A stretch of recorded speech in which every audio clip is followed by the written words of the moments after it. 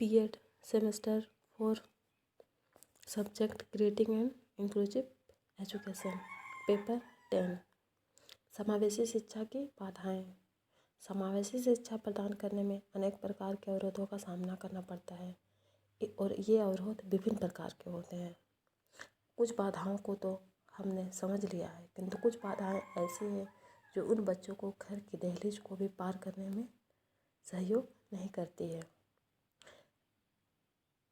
पहला हम जानेंगे व्यवहारात्मक एटीट्यूडनल बैरियर, जिसको मैंने पूर्व कक्षा में दृष्टिकोण पर आधारित कहा था। इससे तात्पर्य यह है कि बालक सहदैव अलग अलग तरीके से व्यवहार करते हैं दिखते हैं, जैसे कि बातचीत करते समय चिल्लाना, रोना, कुछ प्रश्न पूछा जाए और अलग उत्तर देना, उन्हें अपने आप में निम्न समझना। कई बार बच्चे दिव्यांग तो होते हैं किंतु इसमें प्रतिभाशाली होती है, इसके बावजूद उन्हें नीचा दिखाने का प्रयत्न किया जाता है, जिससे उन्हें लगता है कि उनके साथ भेदभाव किया जा रहा है। इस तरह के बच्चों को सुधारने के लिए हमें उनके व्यवहार को भी समझना होगा और अपने व्यवहार में भी परिवर्तन लाना होगा। कहा जाए तो समान व्यवहार सभी के साथ करना चाहिए। उस तरह के बच्चे क्या सोचते हैं, क्या करना चाहते हैं, इन सारी बातों को भी विशेष ध्यान देने की आवश्यकता है। यह अवरोध प्रत्येक विशिष्ट बालक में अलग अलग प्रकार के अलग अलग रूप में पाए जाते हैं। जैसे श्रवण बाधितों में ऊंचा सुनने के कारण वह अपने को कही गई बातों को सही प्रकार से सुन नहीं पाते तथा उसके अनुसार व्यवहार नहीं कर पाते। इस कारण इन बच्चों में व्यवहारात्मक समस्या उत्पन्न हो जाती है। इसी प्रकार से दृष्टिबाधित, अस्थि विकृत तथा अन्य दिव्यांग बच्चों को भी व्यवहार संबंधित समस्याएं होती है। अतः यही समस्या इन बालकों के जीवन में अवरोध उत्पन्न करती है। अतः इन बालकों को प्रेरणा प्रदान करने के लिए विभिन्न प्रकार के कार्यक्रम, उन्हें मोटिवेशनल या विभिन्न तरीका रणनीति के माध्यम से हम सुधार कर सकते हैं। सेकंड है आपका सामाजिक अवरोध।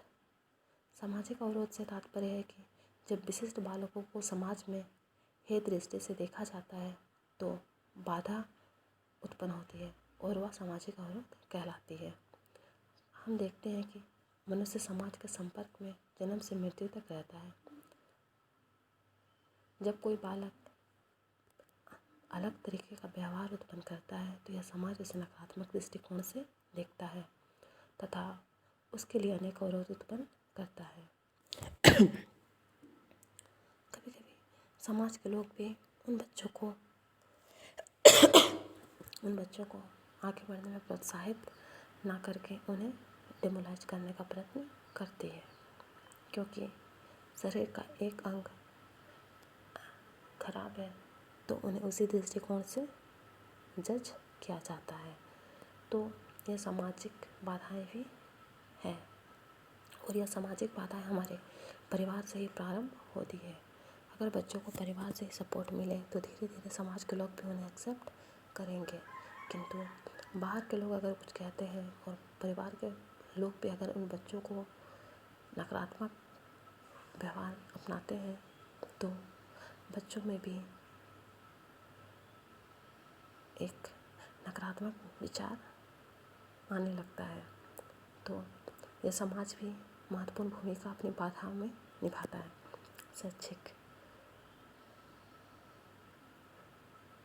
शैक्षिक समस्याएं हर एक विद्यालय का भी अलग अलग है। यह शैक्षिक व्यवधान प्रत्येक बालक की विशिष्टता के आधार पर होता है और यह भिन्न भिन्न प्रकार के होते हैं। जैसे जैसे प्रतिभाशाली बालकों को यदि सामान्य बालकों की कक्षा में शिक्षा प्रदान की जाए तो यह बालक अवसादग्रस्त हो जाते हैं। ठीक इसी प्रकार यदि विशिष्ट बालकों को सामान्य बालकों की कक्षा में बिठा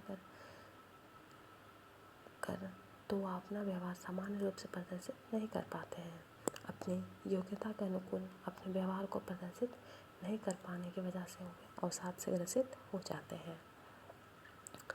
इसीलिए उन बच्चों का कभी कभी इन बच्चों में कुछ बच्चे ऐसे भी होते हैं जिनको अगर श्रवण संबंधित समस्या है तो वो सामान्य कक्षा में अटेंड नहीं कर पाते हैं और अपने अनुकूलित शिक्षा प्राप्त करने में असक्षम होते हैं। इसी तरीके से अन्य दिव्यांग बच्चों को भी समस्या होती है। विद्यालय का वातावरण वहाँ के स्टाफ, जो मैंने एक पॉइंट लिखा सहयोग, वहाँ के लोगों का सहयोग, सपोर्ट, पाठ्यक्रम को उनके अकॉर्डिंग छात्रों के सामने प्रस्तुत करना, ये सारा चीज़ की भी बाधाएं हैं। क्योंकि इन बच्चों को साथ अगर एक बार भी नकारात्मक व्यवहार कर दिया जाता है तो बच्चे उस चीज़ को लेकर बैठ जाते हैं, तो ये सारा चीज़ भी उन्हें डिस्टर्ब करता है।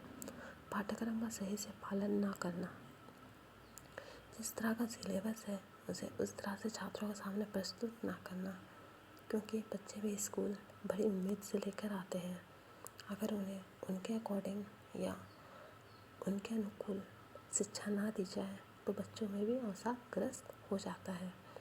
प्रबंधन का भी कभी कभी प्रबंधन इन बच्चों से इरिटेट हो जाते हैं, क्योंकि इन बच्चों में विभिन्न प्रकार के ग्रसित बालक पाए जाते हैं जिनके व्यवहार से ये ग्रसित होकर उनके साथ समान व्यवहार नहीं कर पाते हैं। नकारात्मक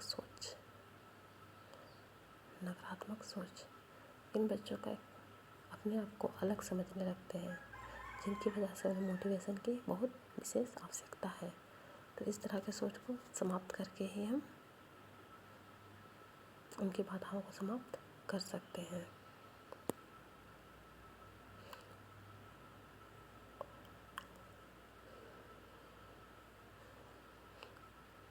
समावेशी शिक्षा का वास्तविकरण में लागू करना बहुत ही अधिक चुनौतीपूर्ण है, क्योंकि भारत में शिक्षकों को अभी तक इस तरह से प्रशिक्षित भी नहीं किया गया है कि वो क्लासरूम में इन बच्चों को उनके अनुकूल शिक्षा दे सके। यूनिसेफ की रिपोर्ट के अनुसार इंडिया में अभी तक 20 मिलियन बच्चे किसी न किसी प्रकार से डिसेबल से ग्रसित हैं, तो उन बच्चों को भी हमें स्कूल तक लाना है। ये था आपका समावेशी शिक्षा की बाधाएं।